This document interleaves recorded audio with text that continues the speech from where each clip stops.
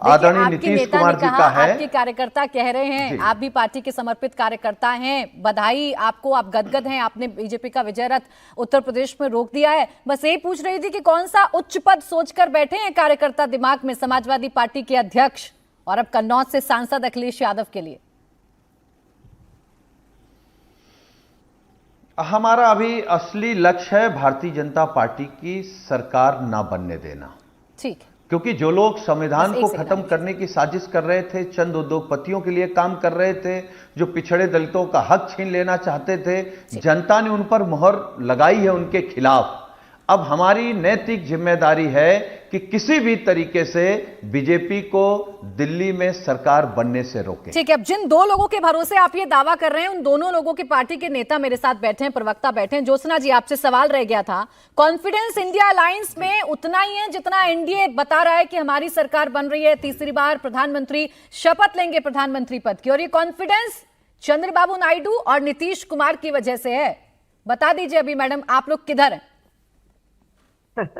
हम लोग एनडीए के साथ हैं, हम एनडीए के गठबंधन में, और हमारा गठबंधन बहुत क्या बोलते हैं, बहुत बहुत स्ट्रांग है। कहीं पे भी कोई भी कुछ किसी किस्म का भी कोई डाउट नहीं है, कुछ भी नहीं है। हम लोगों ने चुनाव में एनडीए गठबंधन में लड़ा है, चुनाव में एनडीए सरकार जीती है, सरकार बनने वाली है आंध्रा में, और हम लोग आप लिख के रख लीजिए प्राची जी, हमारी सरकार बन रही है सेंटर में, लिख के रख लीजिए ये बात, उसमें कोई भी इधर उधर की बात ही नहीं है।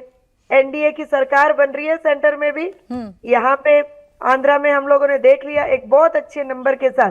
बिकॉज जैसे हम बोलते हैं ना, हम चुनाव से पहले जब हम गठबंधन में हम हमारी party Telugu Desam party, Jana Sena party and Bharatiya Janata party, हम लोगों ने जब एक गठबंधन में आए एंड हम लोगों ने चुनाव मिलके लड़ा है। ये जो हमारी जीत है, या यहाँ पे असेंबली सीट्स में या फिर पार्लियामेंट सीट्स में जो जीत है हमारी किसी की अकेले की जीत नहीं है, वो Telugu Desam party, Jana Sena party and Bharatiya Janata party की एक कलेक्टिव जीत है ये। हम लोगों ने यहाँ पे ऑफर पर स्टैंड बदलेगा तो नहीं, क्योंकि बड़े आश्वस्त नजर आ रहे हैं दूसरी ओर के लोग भी। नहीं, वो उन लोगों को कहां से क्या आश्वासन है मुझे तो पता नहीं है, पर हमारी स्टैंड तो बहुत क्लियर है। आज सुबह भी जब हमारे सुप्रीमो नारा चंद्रबाबू नायडू जी ने एक प्रेस मीट रखा था, आपने भी कवर किया होगा प्राची जी उसको, वो बहुत क्लियर है। हमने एनडीए के इसमें चुनाव लड़ा है। ठीक है, अभी तो आप स्पष्ट कह रहे हैं, सुनील सिंह यादव जी को अच्छा नहीं लग रहा होगा, किशोर तिवारी जी को भी अच्छा नहीं लग रहा होगा, और तहसीन आपको भी इनकी बातें बहुत ज्यादा अच्छी लग नहीं रही।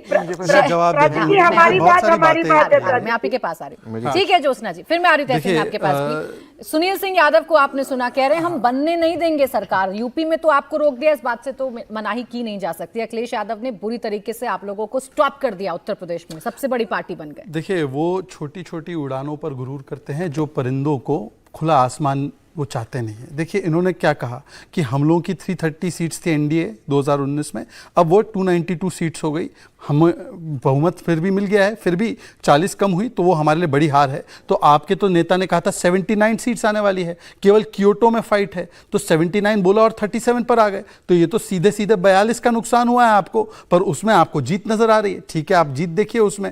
उसके अलावा उन्होंने कहा कि यहां पर हार गई भाजपा, वहां पर हार गई, ये उसकी हार है, ये उसकी हार है। तो बता दीजिए, दिल्ली में 7-0, मध्य प्रदेश में 29-0, उत्तराखंड में 5-0, हिमाचल में 4-0, गुजरात में 25-1, तेलंगाना में 8 और 8 सरकार आने के बाद, आंध्र प्रदेश में क्लीन स्वीप, ओडिशा में क्लीन स्वीप। ये किसकी हार हो गई? और हमारी ओडिशा में राज्य सरकार बन रही है, अरुणाचल प्रदेश में सरकार बन रही है, कांग्रेस वहां से साफ हो चुकी है। तो मुझे लगता है कि इस प्रकार का विश्लेषण करते संजय सिंह सुनील यादव जी, तो पूरा विश्लेषण कीजिए। उसके बाद मैं पूछना चाहता हूं, उन्होंने अभी तहसीन ने कहा कि मोदी जी ने आंकड़ा दिया था 400 का, राहुल गांधी ने भी तो 295 का आंकड़ा दिया था ना, और ये कह रहे हैं कि हम इससे पहले कभी एनडीए नहीं बोलते थे, मोदी मोदी करते थे।